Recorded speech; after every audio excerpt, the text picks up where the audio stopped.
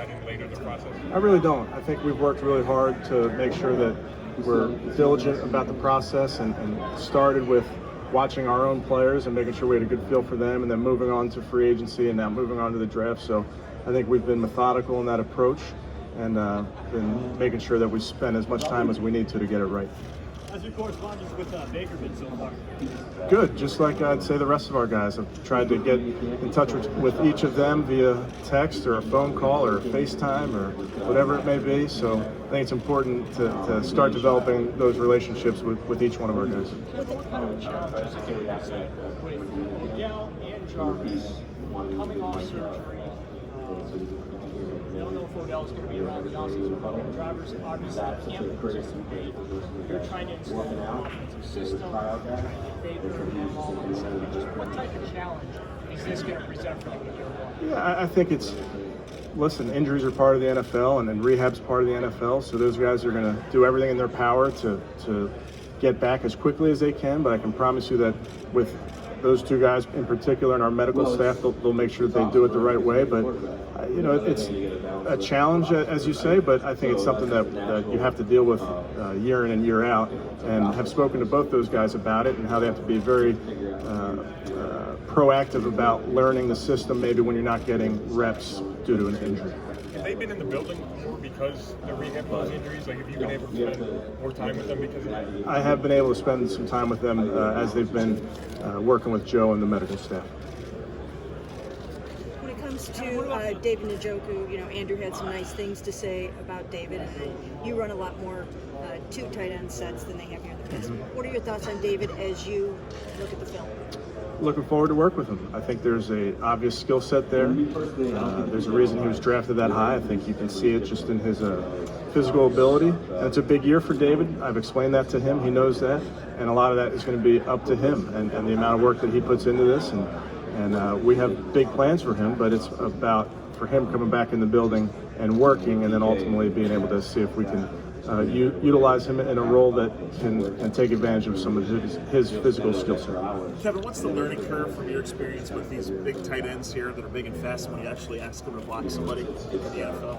Yeah, I think you see the tape of college, and there's not a lot of tight end with his hand in the dirt and blocking power and reaching the defensive end. So there's certainly a learning curve. I've seen it happen, though. I've seen some players be very diligent about their work with their position coaches and getting good at it. So it's never, it makes it harder when you come from a system maybe where you're playing more of a wide receiver role, but I think that's our job as coaches to get it out of them.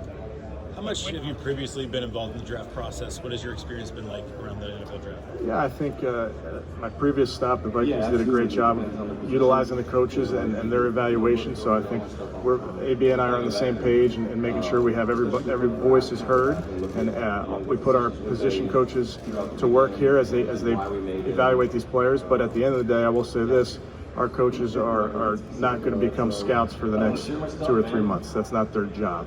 Their job's to implement a scheme, teach our players. All that being said, we will, of course, use their evaluation. How would you summarize your current role in the draft, like with the Browns? Here to help. Anything they ask me to do. In terms of Alex Van Pelt tweaking Baker Mayfield's footwork and things like that, are you completely on board with those kind of mechanical changes at this point? So with each of our players, and you mentioned Alex and talking about Baker, we'll have we've had conversations with each of our coaches about their players, because when they come back in the building on April 6th, we're going to give them tangible things that we want them to work on. So they will get something that, here's what you need to work on, here's what you need to improve, and here's how you're going to do it. So that's no different than really across our roster. Kevin, what's your assessment?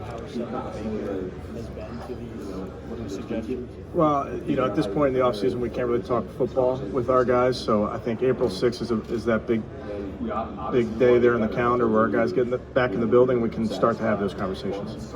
What can you been able to see the film? What's your assessment of the linebacker spot? Yeah, I think AB had kind of hit it. We have some good players there. We're looking to add good players really at every position, but it's certainly an impactful position in our defense, so it's something that we'll explore all options.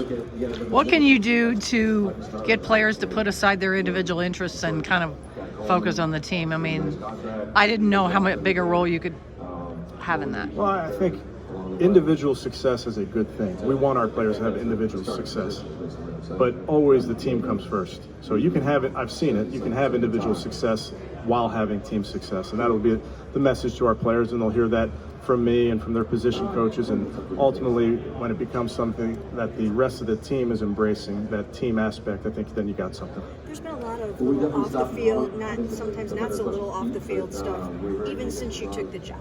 As you move forward, as you and Andrew move forward, do you anticipate that because of the culture change that I'm guessing you guys will implement, do you think we'll hear, fewer arrests and fewer crazy stuff and drama moving forward? I think we are very clear about what our expectations are for our players and the Cleveland Browns, and we'll explain that in detail on April 6th. Kevin, when you look at this offensive line class, what you know about it so far, and what makes a good offensive tackle for your outside zone system? Yeah, I think I've been very impressed with a lot of the positions in this draft, and it's fun to start to get a peek at those players. And we're looking for the smart, tough, and accountable. We're looking at every position. You can apply that to each one, but when it comes to offensive tackles and offensive line in particular, we value movement skills.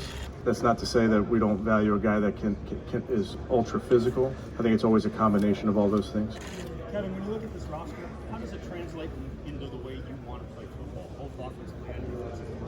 I think we've identified the guys that are going to be important for us moving forward, and that was part of the process that AB was talking about earlier, is identifying what we have on our roster and maybe what we don't have, and that's where this is a big offseason, to try and get some of those things in order so that we can do the things offensively, defensively that we want to do. Kevin, you have two talented running backs in Nick Chubb and Kareem Hunt. How do you plan on utilizing both of those players in your offense?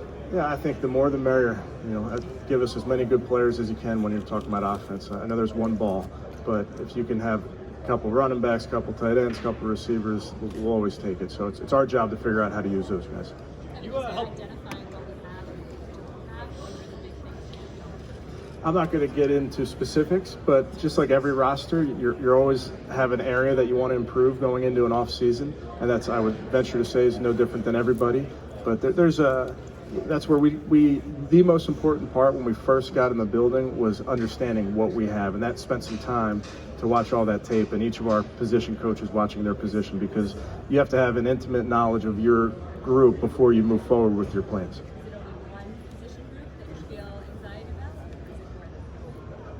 I think for us, and maybe ask Andrew that question.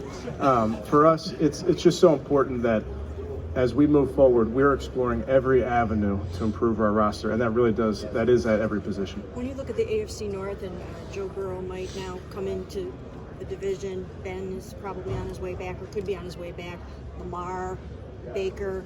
What's the quarterback climate here in the AFC North like? Yeah, it's a great division. I think it's got great players. I think there's some great coaches in this division. So we're gonna have our work cut out for us. It's that's the fun part of this, the competitive part of this. So certainly you mentioned those players, and that's where I'm excited to be part of that.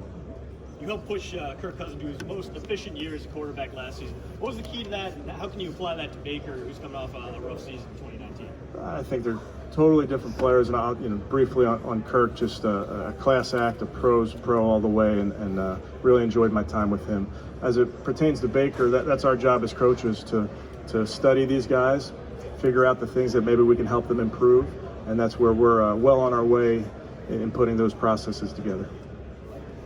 Were you as versatile a defender as Isaiah Simmons? What was that? Were you as versatile a defender as Isaiah No, Simmons? that's the easiest question I've gotten today. Thanks. And but seriously about him, how do you guys view him? Is it valuable in a league about matchups to have a guy who can do so many things? And do you need to pinpoint a position for him when evaluating him, or you just like your imagination kind of? I would just say globally, those players that are versatile give us as coaches an opportunity to do so many things that are difficult for the defense to defend or difficult for the offense to defend. I think when the classic one position players are really good, you need a lot of them. But every roster, you'd hope that you have some guys that you can move along the front, move along the back end. I think just in terms of making it harder on life for the opposing team.